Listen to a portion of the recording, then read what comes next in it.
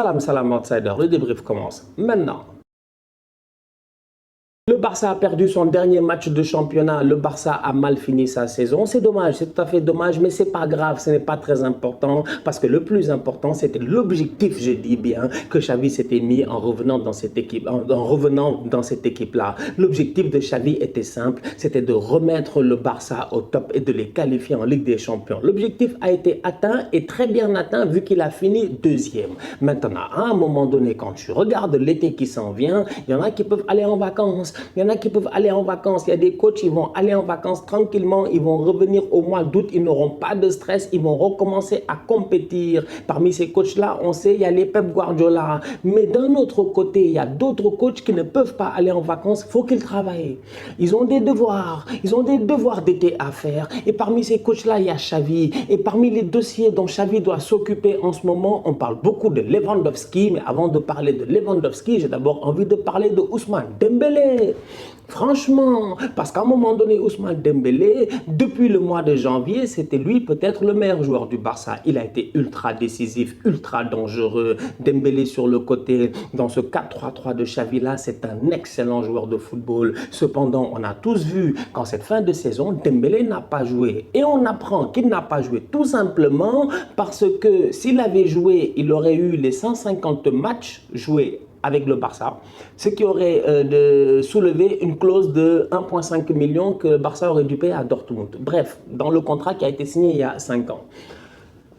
Ça, c'est une chose. Mais au-delà de cela, à un moment donné, Ousmane Dembélé, je dis aujourd'hui, c'est un joueur quand même qui, dans cette équipe-là, la saison prochaine, pourrait leur faire du bien. Ça, c'est une réalité. Franchement, son problème, c'est le salaire. Mais aujourd'hui, avec Mbappé qui reste au Paris Saint-Germain, des questions sont à se poser. Est-ce que Dembélé ne va pas céder ou en tout cas n'aura pas ce qu'il veut en allant au PSG? S'il y a un club qui est capable de prendre le risque, parce qu'évidemment, il y a un risque. Dembélé a signé 5 ans au Barça.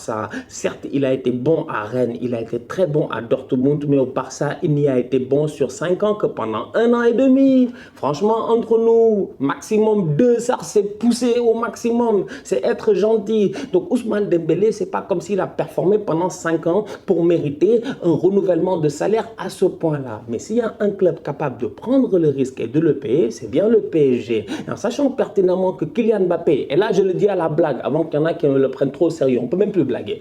Des fois, je fais des blagues, il y en a qui prennent ça trop au sérieux. Kylian Mbappé, c'est un bandit. Vous-même, vous savez, maintenant, c'est lui le directeur sportif du PSG et le directeur des sportifs, je dis bien, sur Football Manager. C'est bien Ousmane Dembélé avec le FC Winchester. Ceux qui savent, ils savent. Et Mbappé et Dembélé, c'est quand même des amis. Donc aujourd'hui, Dembélé qui arrive au PSG et qui fait le directeur sportif, c'est possible. Bref, c'est pour rigoler, mais c'est pour dire que Mbappé, Dembélé, franchement, dans une idée de te dire que le Paris Saint-Germain chercherait un remplaçant à Di Maria, ce serait très très logique. Et Ousmane Dembélé, il a quand même une cote aujourd'hui sur le marché. Son seul problème, c'est le fait qu'il s'est énormément blessé, il n'a pas eu à performer dans la constance et le salaire est trop élevé. Et quand tu regardes tout cela, je ne vois qu'un seul club capable de prendre le risque, c'est Paris. C'est Paris. Donc aujourd'hui, toi, tu es le Barça, tu es Xavi, qu'est-ce que tu fais? Tu le laisses partir. Mais tu le laisses partir, franchement. S'il ne veut pas rester, il ne restera pas. À un moment donné, s'il a envie de rester, il va faire comme Kylian. Il va venir, il va aller à El Chiringuito ou quoi que ce soit, venir nous raconter sa vie en nous disant que finalement, j'ai décidé de rester et tout. Mais ça m'étonnerait. Franchement, ça m'étonnerait. Aujourd'hui, Ousmane Dembélé pourrait éventuellement performer dans un autre championnat. Ça, c'est sûr, c'est un boy talentueux. Pour moi, le Barça est le meilleur endroit où il pourrait être. Parce qu'au Barça, ils ont eu quand même beaucoup de patience envers lui. Dembélé, il y a certains joueurs au Barça, ils n'ont pas eu le quart de la patience qu'ils ont eu envers lui. Mais au Barça, tu sens qu'il y a toujours eu cet amour-là envers lui. Et le boy, il a changé aussi. C'est vrai, il a changé. Il n'est plus en retard. Il s'est marié, il a changé. Il est devenu sérieux. Il n'y a pas de problème. Tu sens que maintenant, il a des responsabilités. C'est un père de famille. Il ne reste plus jouer à la PlayStation jusqu'à 4 h du matin.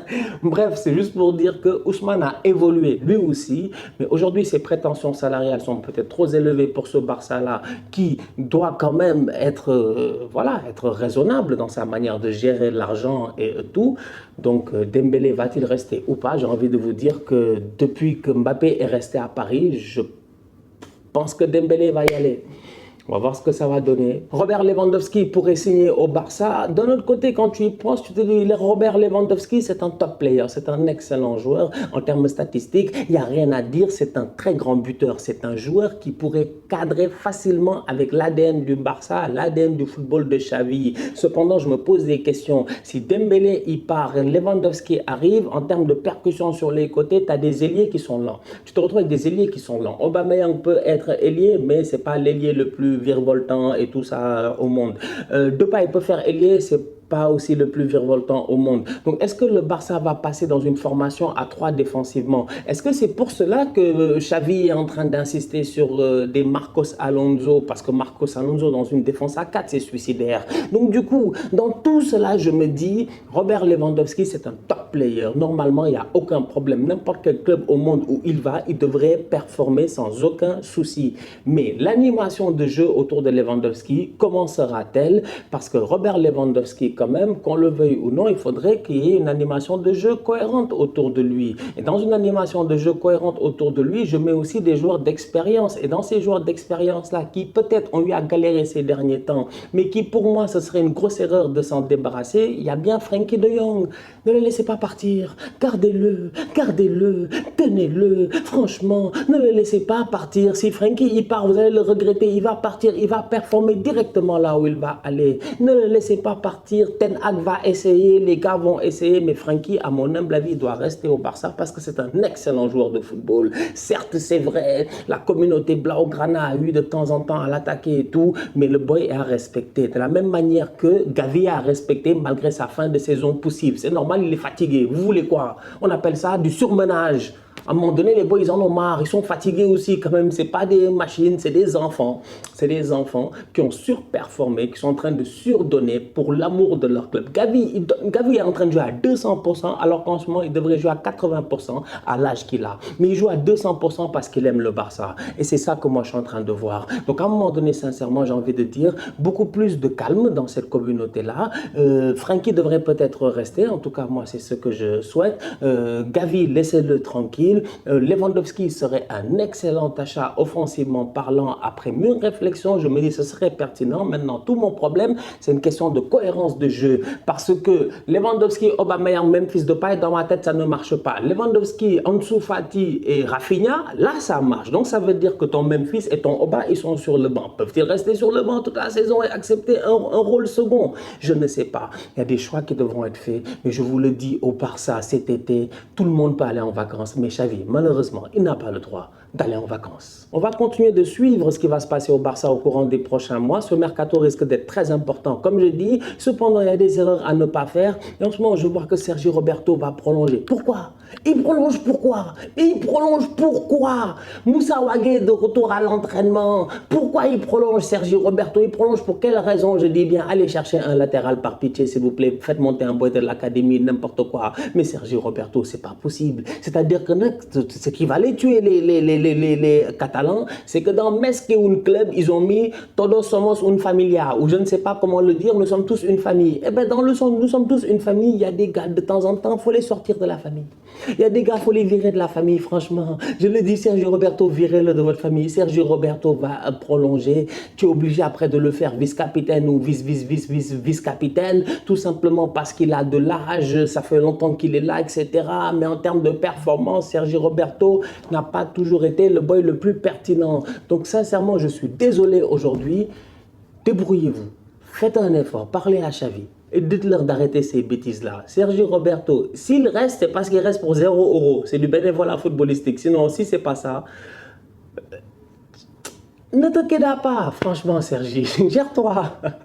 De la même manière que Sergio Roberto ne devrait pas prolonger, de cette même manière-là, on ne doit pas parler de retour de Neymar. On parle de retour de Neymar. Je ne sais pas qui a lancé cette rumeur-là. Je ne sais pas si cette rumeur elle est fiable ou pas, mais ça ne fait pas de sens. Franchement, ça ne fait pas de sens. Dormez, réveillez-vous, mangez bien, dormez, buvez, faites ce que vous voulez, promenez-vous, prenez du soleil, c'est important. Rafraîchissez-vous les idées. Vous-même, vous savez que Neymar ne doit pas revenir. Il va faire quoi au Barça? Il va faire quoi au Barça? Au Barça, aujourd'hui, tu as besoin, je dis, si tu n'as pas gardé Dembélé, tu allais chercher des Rafinha. Si tu n'as pas, je dis bien, recruté un nouveau latéral, ne garde pas Sergio Roberto, débrouille-toi, je dis bien, pour te débrouiller. Si tu prends Marcos Alonso, pense à jouer peut-être à 3. Bref, il y a plein d'autres chantiers au Barça que de penser à un retour de Neymar, franchement.